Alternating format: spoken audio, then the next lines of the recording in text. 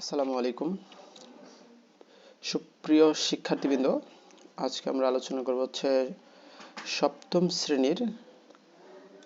New generation নামে একটা passage আছে। তো দেখি এটা লার্নিং আউটকাম, আসলে ফলাফল কি শিখবো এটা এই প্যাসেজটা পড়ার মধ্য দিয়ে, প্যাসেজটা জানার মধ্য দিয়ে আমরা কি ধরনের ফলাফল জানবো সেটা দেখি।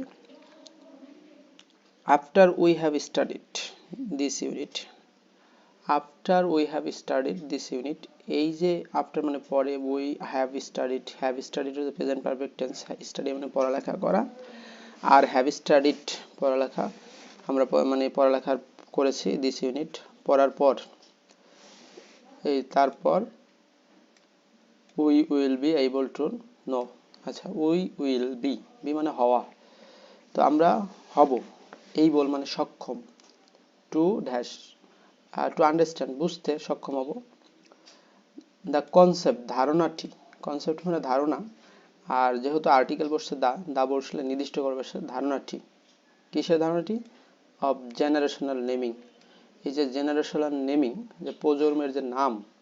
জেন জি, তারপর বিভিন্ন নাম রাখা হয়েছে এটা, অ্যান্ড ইটস এবং ইহার হিস্টোরিক্যাল কনটেক্সট, ইটস ইহার হিস্টোরিক্যাল মানে ঐতিহাসিক, ইটস হচ্ছে পসেসিভ, পসেসিভ আমরা জানি অ্যাডজেক্টিভের কাজ করে, পসেসিভ অ্যাডজেক্টিভের কাজ করে, হিস্টোরিক্যাল কনটেক্সট ঐতিহাসিক কনটেক্সটে, তো পসেসিভ পরে নাউন বসে, তাহলে পসেসিভ হলো ইটস, এটার পরে কি আসছে কনটেক্সট, এই কনটেক্সটটাও কি নাউন, মানে এই টপিকটা বা হিস্টোরিক্যাল কনটেক্সট জানবো। এখন কেমন কনটেক্সট, হিস্টোরিক্যাল ঐতিহাসিক কনটেক্সট, এই ঐতিহাসিক কনটেক্সটটি।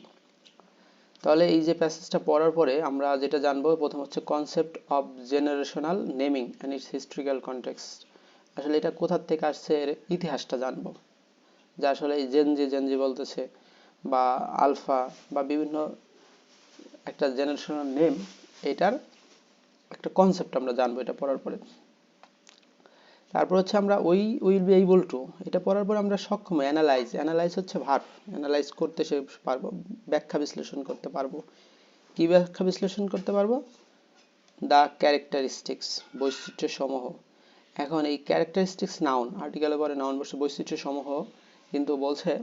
যে কেমন বৈশিষ্ট্য সমূহ, তো সেটা হচ্ছে ইউনিক মানে চমৎকার বৈশিষ্ট্য সমূহ আমরা জানতে পারবো, অ্যান্ড চ্যালেঞ্জেস, এবং এই যে চ্যালেঞ্জগুলা, যে ইউনিক চ্যালেঞ্জ অফ জেনারেশন জি বা জেন জি, জেনারেশন জি সম্পর্কে আমরা চ্যালেঞ্জ কি, এর ইউনিক ক্যারেক্টারিস্টিক্স কি, এটা জানতে পারবো। আচ্ছা, এটা পড়ার পরে আমরা আর কি জানতে পারবো, এক্সামিন পরীক্ষা করতে পারবো, দ্য ইনফ্লুয়েন্স প্রভাব, তাহলে ইনফ্লুয়েন্স মানে প্রভাব, আর দ্য ইনফ্লুয়েন্স প্রভাব মানে প্রভাবটি, of global event, of events ঘটনার, কিসের ঘটনা, ওই গ্লোবাল, গ্লোবাল এখানে অ্যাডজেক্টিভ, অন আইডেন্টিটি, এখানে যে জিও জেনারেশনাল আইডেন্টিটি, তাহলে অন আইডেন্টিটি, অন প্রিপোজিশন, এই প্রিপোজিশনের পরে বসে নাউন, এই আইডেন্টিটি, তো নাউনকে আবার একটু মডিফাই করে হচ্ছে অ্যাডজেক্টিভ, তো অন আইডেন্টিটি পরিচয়ের উপর, ইভেন্ট অন আইডেন্টিটি, তাহলে আমরা এক্সামিন করতে পারবো the influence of global event, এই গ্লোবাল ইভেন্টের যে প্রভাব অন আইডেন্টিটি পরিচয়ের উপর, কাদের পরিচয়, দ্য জেনারেশনাল মানে এই যে প্রজন্ম, যেটা নতুন প্রজন্ম বা অন্য পুরাতন প্রজন্ম, এদের উপরে। পরবর্তী আসছে যে আমরা এটা পড়ার পরে কি জানতে পারবো, এক্সপ্লোর দ্য লিগেসি, লিগেসি হচ্ছে বৈধতা, এক্সপ্লোর মানে অনুসন্ধান করতে পারা, এটা ভার্ব, অনুসন্ধান করতে পারবো দ্য লিগেসি বৈধতা, বা আমরা উত্তরাধিকার সূত্র অফ জেনারেশনাল স্ট্রাগলস,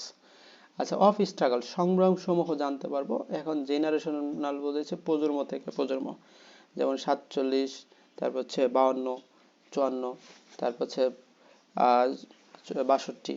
71, 69, এইগুলা ইন বাংলাদেশ, বাংলাদেশের, তো ইন বোঝাইলে হচ্ছে মধ্যে, তাই এখন এই যে প্রিপোজিশনের পরে কি বসে নাউন বাংলাদেশ, তখন এইটা এই বাংলাদেশে, এটা তখন জায়গা অ্যাডভার্বকে নির্দেশ করবে। ইউ উইল বি, আচ্ছা উই উইল বি ইভালুয়েট মানে মূল্যায়ন করা, আমরা মূল্যায়ন করতে পারবো, কি মূল্যায়ন করতে পারবো, দ্য ইম্পর্টেন্স গুরুত্ব, এই যে ইম্পর্টেন্স, তাহলে এটা নাউন, যে of the importance of governance, সরকারের মানে সুশাসন বা শাসন, টু মিট, মিট মানে পূরণ করা, দ্য মিট, টু মিট পূরণ করতে, দ্য নিডস চাহিদা, দ্য নিডস হচ্ছে চাহিদা সমূহ, অফ নিউ জেনারেশন এই নতুন প্রজন্মের যে চাহিদা সমূহ আমরা এই সুশাসনের যে গুরুত্বটা এটা আমরা ইভালুয়েট করতে পারবো এই প্যাসেজটা পড়ার মধ্য দিয়ে।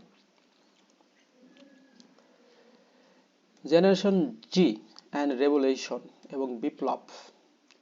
লিসেন টু দ্য সং, গানটা শোনো, কথা ক, এই কথা ক একটা গান বাই, এই গানটা রিটেন বাই বা স্যাং বাই, এটা গাওয়া হয়েছে Sezan on internet, sung by Sezan, ইন্টারনেটে এই গানটা আছে প্রায় 6 মিলিয়নের উপরে ভিউ। তো এই গানটা শুনতে বলছে প্রথমে। Have you heard, have you heard, heard মানে শোনা, হ্যাভ ইউ হার্ড তুমি কি শুনেছো, প্রেজেন্ট ইনভেন্টেন্স, সাবজেক্ট হ্যাভ, ভিত্তি, তাহলে তুমি কি শুনেছো দ্য সং, গানটি, কোন গানটি, কথা ক বাই সিজান, এই যে সিজানের গানটি, তুমি কি এই যে সিজানের কথা ক গানটি শুনেছো, ওয়াইল যখন, সিঙ্গার্স ফরম আর্লিয়ার মানে আগের যুগের যে সিঙ্গারগুলা গায়করা, জেনারেশনস, তাহলে আগের যুগের আগের আর্লিয়ার জেনারেশনের যে গায়কেরা, যেখানে ওয়ার অ্যাফ্রাইড তারা ভীত ছিল, অফেন প্রায়, অ্যাডভার্ব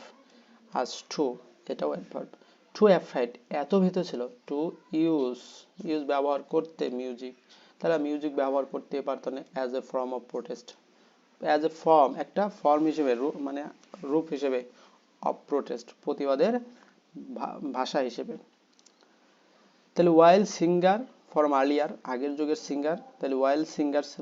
গায়কেরা, আর্লিয়ার জেনারেশন আগের প্রজন্মের যে গায়ক যারা ছিল, ওয়ার অ্যাফ্রাইড তারা ভীতু ছিল, ওয়ার ছিল অ্যাফ্রাইড ভীতু ছিল, অফেন টু, টু ইউজ মানে টু অর্ডার টু মানে করতে বা খেতে যেতে এরকম আর কি, সে এত দুর্বল হাঁটতে পারে না, সে এত দুর্বল সে পড়তে পারে না বা এত দুর্বল এরকম আর কি, যদি সে টু অ্যাফ্রেড তার এত ভীত, টু ইউজ মিউজিক তারা গান গাইতে পারতো না, as a form of protest প্রতিবাদের কোনো গানই গাইতে পারতো না। আর্টিস্ট শিল্পীরা, লাইক সেজান, লাইক মানে এখানে মতো, অ্যাডভার্ব, যে সেজান সেজানের মতো, অ্যান্ড হান্নান হান্নানের মতো, তাহলে সেজান এবং হান্নানের মতো যারা আর্টিস্টরা, হ্যাভ স্পোকেন আউট, স্পোকেন মানে তারা প্রতিবাদ করছিল, কথা বলছিল, কারেজিয়াসলি সাহসের সাথে, কারেজিয়াসলি তো সাহসের সাথে, স্পোকেন আউট কথা বললো, সেজান তারপর হচ্ছে হান্নান এদের মতো যারা শিল্পী প্রতিবাদী তারা সাহসের সাথে কথা বলে। দেয়ার র্যাপ সং,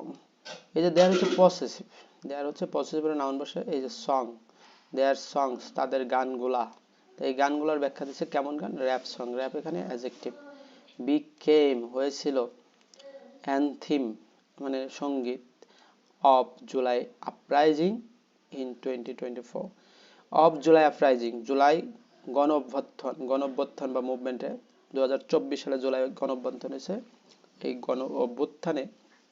তাদের গান র্যাপ সং কি হয়েছিল, অ্যানথিম হয়েছিল। যেমন নজরুলের গান যুদ্ধের সময় ব্যাপক মানে মানুষ শুনতো, দেশান্তরবোধক গান, তো এগুলা এই যখন জুলাই আপরাইজিং হলো তখন তারা এই যে মানে কথা ক গানটা তাদের কাছে কি হয়েছে, একটা অ্যানথিমস হয়েছে। দেয়ার নিউ জেনারেশন, তাদের দ্য নিউ জেনারেশন নতুন প্রজন্ম, is no longer afraid, afraid মানে ভীত, নো লঙ্গার, লং মানে তো দীর্ঘ, নো লঙ্গার এখন আর ভীত নাই,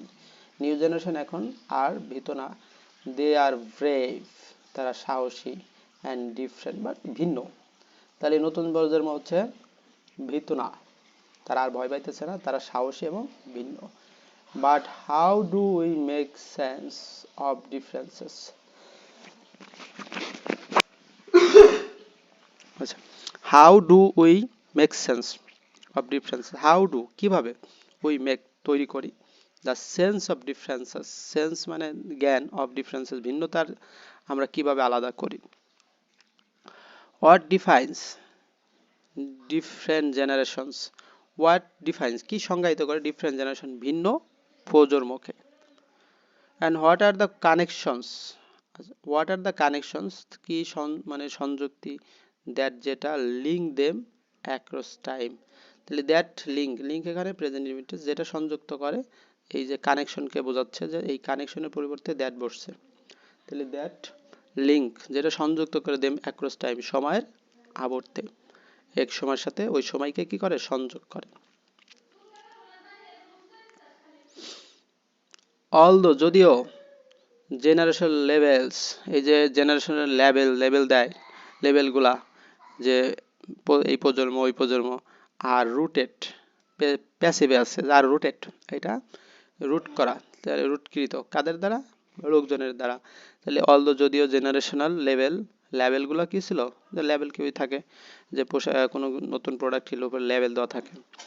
তো আর রুটেড এটা একটা মানে শিকড়, রুট মানে শিকড়, রুটেড মানে ভিত্তি ছিল কিছু ইন ওয়েস্টার্ন আইডিয়াস, পশ্চিমা চিন্তা চেতনায়, and may not universally apply,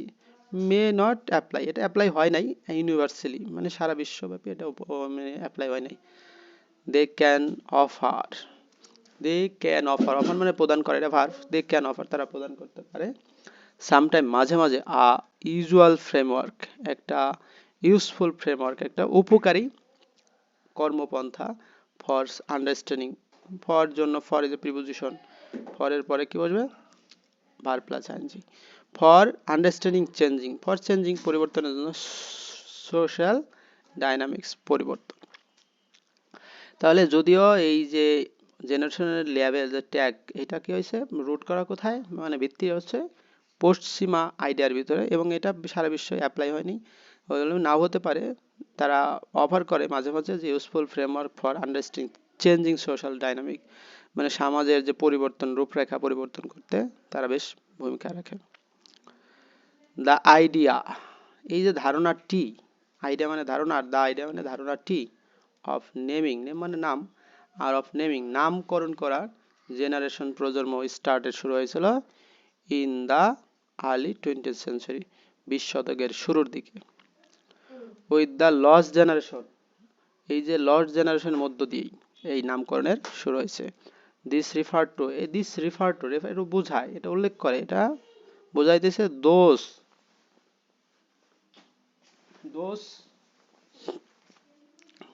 হু যারা, সাফার যারা ভোগে, the aftermath of the world war 1 and great depression. তাহলে দিস রিফার টু হচ্ছে একসাথে প্রিপোজিশন, তাহলে এটা বোঝায়, এটা কি বোঝায় দোজ ওই সমস্ত লোকদের, হু সাফার যারা ভুগেছিল, এটা ভার্ব, এটা ভার্ব হচ্ছে যে পাস্ট ফর্ম আর কি, তো যারা ভুগেছিল দ্য আফটারম্যাথ পরে, আফটারম্যাথ অর্থ হচ্ছে পরে, দ্য ওয়ার্ল্ড ওয়ার ফার্স্ট মানে প্রথম বিশ্বযুদ্ধের যারা ভুগেছিল, অ্যান্ড গ্রেট ডিপ্রেশন এবং দ্য গ্রেট ডিপ্রেশন, এবং তারা খুবই হতাশ ছিল যুদ্ধের পরে। তো প্রথমে আমরা দেখি যে আলফা, প্রথম দিকে দেখি লস্ট জেনারেশন হচ্ছে 1883 টু 90,000, 1883 থেকে 1900 সাল পর্যন্ত হচ্ছে লস্ট জেনারেশন। পরে আছে জেনারেশন গ্রেটেস্ট জেনারেশন, যেটা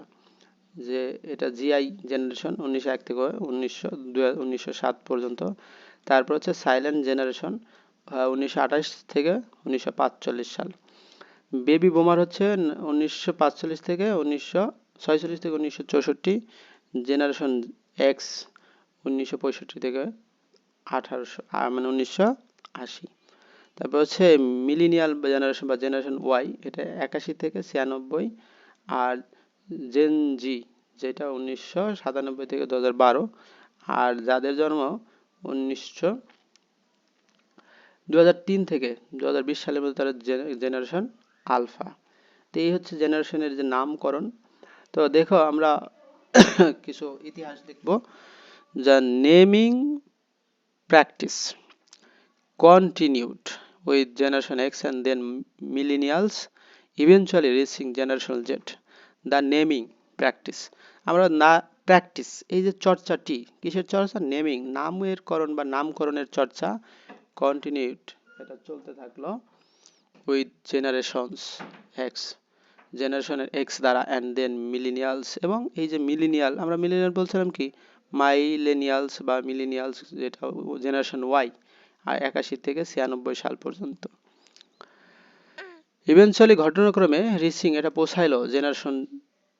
জি, জেন জি পর্যন্ত পৌঁছে। Generation G is a group, একটা দল, দ্যাট যেটা গ্রিও এখানে ভার্ব, তাহলে বেড়ে উঠলো এন্টারলি সমস্তভাবে ইন দ্য ডিজিটাল এজ, আধুনিক যুগে। The first to zoom into the internet, তাহলে এখানে জেট হচ্ছে জুম, জেট ফর জুম, জুম করে যারা দেখে, তো প্রথম জুমার তারা, প্রথম ইন্টারনেট তারা জুম করে দেখা শুরু করলো। গ্রোয়িং আপ, বড় হয়ে উঠলো উইথ সোশ্যাল মিডিয়া, সামাজিক যোগাযোগ মাধ্যমের সাথে, মোবাইল ইন্টারনেটের মাধ্যমে এ লট অফ ইনফরমেশন, এবং অনেক তথ্য, লট অফ মানে প্রচুর, অনেক অনেক তথ্যের মধ্য দিয়ে তারা বড় উঠলো। জেনজি এক্সপিরিয়েন্সেস, তারা অভিজ্ঞতা লাভ করলো, এক্সপিরিয়েন্সেস প্রেজেন্ট ইনহেরিটেন্স আ প্যারাডক্স, একটা প্যারাডক্সের মধ্য দিয়ে গেল, মানে আসলে স্ববিরোধী, কন্ট্রাডিক্টরি, তারা দেখলো যে তাদের সাথে বাস্তবতার কোনো মিল নেই। হাইপার কানেক্টেড, এবং হাইপার কানেক্টেড হইলো তারা, মানে অতি কানেক্টেড থাকে, অফেন আইসোলেটেড, যদি তারা আইসোলেটেড থাকে তাও কিসের সাথে কানেক্ট থাকে, ইন্টারনেটের সাথে কানেক্ট থাকে। ডিজিটালি অ্যাডেপ্ট, তারা অ্যাডেপ্ট করলো, খাপ খেয়ে নিল, বাট কিন্তু ফ্রিকুয়েন্টলি অ্যাংশাস, তারা ঘন ঘনই অ্যাংশাস হইতো, তাদের উদ্বিগ্ন হতো। Free yet persistently stressed, free yet মুক্ত থাকতো কিসের, পারসিস্টেন্ট মানে কন্টিনিউয়াসলি যে স্ট্রেসড, মানসিক কষ্ট, যা যাতনা কষ্ট, এগুলা থেকে তারা মুক্ত থাকতো। দে হ্যাভ অলসো উইটনেসড, তাহলে উইটনেস মানে কি, লক্ষ্য করা, তাহলে দে হ্যাভ উইটনেস, তারা লক্ষ্য করেছে প্রেজেন্ট পারফেক্ট টেন্স। আর ট্রান্সফরমেটিভ মানে পরিবর্তনশীল গ্লোবাল ইভেন্ট, বৈশ্বিক ঘটনা। ক্লাইমেট ক্রাইসিস, জলবায়ু সংকট, পলিটিক্যাল টার্মোইল, রাজনৈতিক দাঙ্গা, like the Ukraine Russia war, যেমন ইউক্রেন রাশিয়া যুদ্ধ, অ্যান্ড দ্য জেনোসাইড, গণহত্যা ইন প্যালেস্টাইন, রাশিয়ার যুদ্ধ, তারপর হচ্ছে রাজনৈতিক যে অস্থিরতা এইগুলা, তারপর হচ্ছে প্যালেস্টাইনের যে দাঙ্গা, এগুলো তারা দেখলো। দ্যাট শেপ, যেটা আকার দিল, দ্য ওয়ার্ল্ড, বিশ্বকে, দে আর সাপোজ টু ইনহেরিট, যে মনে হলো যে তারা আসলে এই যে পিতার থেকে পুত্র পাইছে, দে আর সাপোজ টু ইনহেরিট, মানে তাদের জন্মগতভাবেই তারা এটা পেয়ে আসছে, যে I am suppose to go, আমাকে, আমার যাওয়ার কথা, মানে তাদের পাইছে এরকম পাওয়ার কথা, তারা দে আর সাপোজ টু, যদি I am suppose to go, যদি আমার যাওয়ার কথা হয়, তাহলে দে আর সাপোজ টু ইনহেরিট, তাদের মানে পুত্র অধিকার সে পাইছে, বাবার থেকে যে ছেলে সম্পত্তি পায়, তারপর সে দাদার থেকে পিতা পাইতেছে, এই হচ্ছে মানে পাওয়ার, এটা সাপোজ টু, এটা নিয়ম চিরাচরিত। ওরাও ভাবতেছে যে আসলে এইটা মনে হয় আমরা সাপোজ টু ইনহেরিট, উত্তরাধিকারীর সূত্রেই পাচ্ছি, যে আমরা এরকম টর্চার বা বিভিন্ন কিছুর ভিতর দিয়েই যাইতে হবে। ইন বাংলাদেশ, বাংলাদেশ তো বাংলাদেশ, ইন বাংলাদেশে দ্য স্ট্রাগল মানে সংগ্রাম, স্ট্রাগল মানে সংগ্রাম, আর দ্য স্ট্রাগল সংগ্রামটি, এই যে সংগ্রামের কথা বলছে, যুদ্ধটি, ফর প্রোগ্রেস উন্নতির জন্য, প্রোগ্রেস উন্নতি, আর ফর প্রোগ্রেস উন্নতির জন্য, হ্যাজ বিন হয়েছে, হ্যাজ বিন হয়েছে, লং দীর্ঘদিন ধরে হয়েছে, পার্ট অফ একটা অংশ,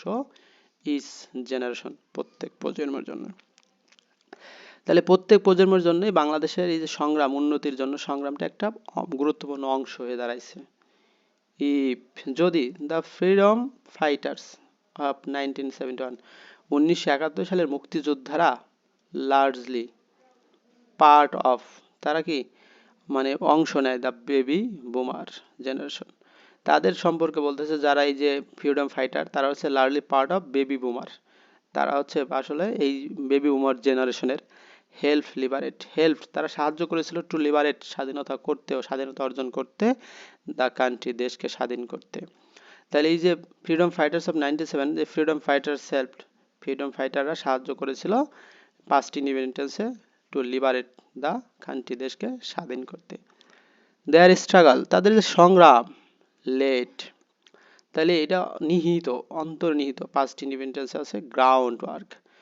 ফর দ্য 1900 সেন্সাস ফাইট, 1980 সালে একটা ফাইট হয়েছিল ফর ডেমোক্রেসি, ডেমোক্রেসি গণতন্ত্র, ফর ডেমোক্রেসি গণতন্ত্রের জন্য, এগেনিস্ট বিরুদ্ধে, অটোক্রেসি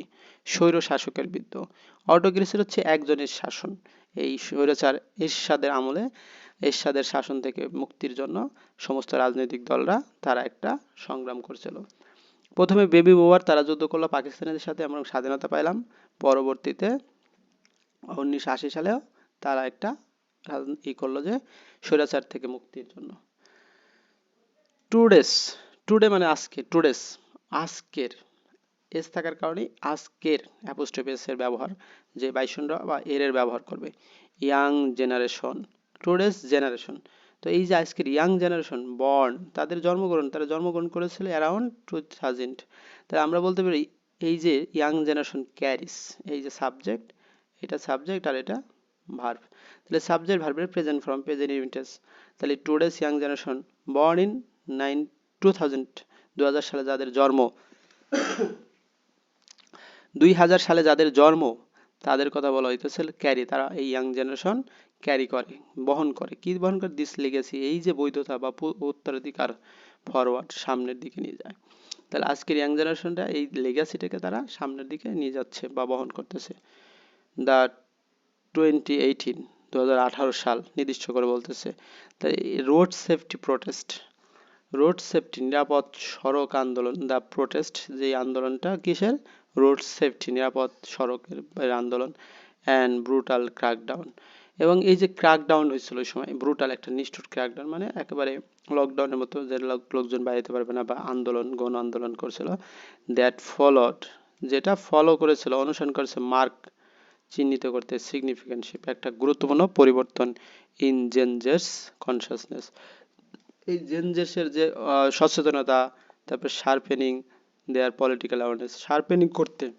তাদের ধারালো করতে, দেয়ার পলিটিক্যাল অ্যাওয়ারনেস, তাদের রাজনৈতিক সচেতনতা, অ্যান্ড রিশাপিং এবং পুনর্গঠন করতে, দ্য রোল অফ মিডিয়া, মিডিয়ার ভূমিকা, দ্য রোল অফ মিডিয়া, মিডিয়ার ভূমিকা ইন দেয়ার ওয়ার্ল্ড, তাদের পৃথিবীতে। কনসিকুয়েন্টলি, ধারাবাহিকভাবে, ফলে 2024 আপরাইজিং, 2024 গণঅভ্যুত্থান ওয়াজ লেড, পরিচালিত হয়েছিল, প্যাসিভ ওয়াজ লেড, লিড মানে পরিচালনা করা, আর ওয়াজ লেড পরিচালিত হয়েছিল, বাই দিস ইয়াং জেনারেশন, এই যে জেনজি দ্বারা পরিচালিত, হু রিয়েলাইজড, যারা বুঝতে পারলো, যারা বুঝতে পারলো, দ্য ইফেক্টিভনেস, ফলপ্রসূ, ইনইফেক্টিভনেস মানে অকার্যকারিতা, পলিটিক্যাল এস্টাবলিশমেন্ট, রাজনৈতিক প্রতিষ্ঠাতা, অ্যান্ড গ্রিউ ইনক্রিজিংলি ফার্স্ট্রেট, তারা আস্তে আস্তে কি হলো, মানে হতাশ হয়ে গেল, উইথ দ্য স্ট্যাটাস কো, যে স্ট্যাটাস রাজনৈতিক যে পরিস্থিতি, এটা নিয়ে তারা কি হলো, হতাশ হয়ে গেছে। The July uprising of 2024 signal, signal দেয়, সিগনাল একটা গুরুত্ব এই দেয়, দ্য আর্জেন্ট কল, একটা দ্রুত কল ফর অ্যাডাপ্টেশন, খাপ খাওয়ানোর, আউটডেটেড সেকেলে মেথডস, আউটডেটেড মানে সেকেলে, আর মেথড হতো পদ্ধতি সমূহ, ক্যান নো লঙ্গার, এখন আর টিকবে না, meet the challenges of today's world, meet, meet করতে, ক্যান নো মিট, তারা চাহিদা পূরণ করতে পারতেছে না, দ্য চ্যালেঞ্জেস, এই চ্যালেঞ্জগুলা, প্রতিবন্ধকতা, অফ টুডেস ওয়ার্ল্ড, আজকের বিশ্বের সাথে। তাহলে এই যে 2024-এর যে একটা মানে গণঅভ্যুত্থান, এটা আমাদেরকে একটা সিগন্যাল দিল, একটা সংকেত দিল, একটা আর্জেন্ট কল অফ অ্যাডাপ্টেশন, বললো যে একটা খাপ খাওয়াতে হবে, খাপ খাওয়ানোর জন্য, যেমন আগের রাজনীতিরা তারা শুধু পোলাপানদের অবহেলাই করে গেছে রাজনীতিবিদরা, তো এই জেনজিদের যদি অবহেলা করা হয় তাহলে তারা এর যোগ্য জব দিবে। তো এটা দেন আউটডেটেড মেথড, এই যে পুরা দিনের যে এটার কি টুডের যে চ্যালেঞ্জ, আজকে আগের যে পদ্ধতি এটা আর খাচ্ছে না। To support Gen Z's ambitious trolley, to support সমর্থন করতে বা সমর্থন করা, জেনজিস অ্যাম্বিশাস ট্রলি যে অ্যাম্বিশন লক্ষ্য, যে জেনজিদের যে অ্যাম্বিশন, এটা মানে সাপোর্ট করা, উই নিড মানে এটা যদি আমরা সাপোর্ট করতে চাই তাহলে উই নিড কনক্রিট স্টেপ, আমাদের কিছু বস্তুগত পদক্ষেপ নিতে হবে। অ্যাজ পলিটিক্যাল রেটরিক মানে রাজনৈতিক মানে এজেন্ডা হিসেবে থাকবে, has made them failed, has made them failed, যেটা তাদের কি করেছে, ব্যর্থ করেছে। আমরা জেনজির যে সত্যিকার অর্থে যে কনক্রিট স্টেপগুলো, পলিটিক্যাল রেটরিক, এটা তাদেরকে অবশ্যই কি ব্যর্থ করেছে। Only this, with this commitment, শুধু এই কমিটমেন্ট দিয়েই, টু সাপোর্ট তাদেরকে, the vision and energy of this generation can be achieved, তাহলে অনলি উইথ দিস কমিটমেন্ট, এই যে কমিটমেন্ট আছে এটা দিয়েই, টু সাপোর্ট দিস ভিশন, এই ভিশনটাকে কি করবে, সমর্থন করবে। And energy of this generation, এই জেনারেশনের শক্তিকে ক্যান বি অ্যাচিভড, অর্জন করা যেতে পারে। সো ধন্যবাদ সবাইকে সাথে থাকার জন্য।